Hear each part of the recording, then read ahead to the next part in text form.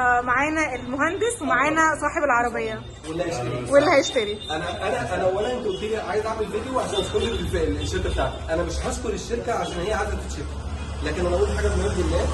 انت استاذه محترمه وانت نزلتي بنفسك، دي لوحدها اجتهاد مني.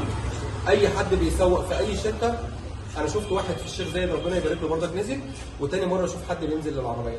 فده لو وات ايفر شركتك اسمها ايه، رايحه فين، جايه منين، كفايه اللي شغاله عندها حد سيلز كويس قوي بينزل وبيهتم بالعميل، وده اسمه كاستمر سيرفيس. فالكاستمر سيرفيس ده قليل عند ناس كتير، ده انا اقدر اقوله كويس. استاذ احمد، انا بشكر الشركه جدا على المجهود الرائع اللي هم عملوه معانا جدا، لان هي تعبت معايا قوي جدا والله بصراحه، لغايه لما العربيه اتباعت.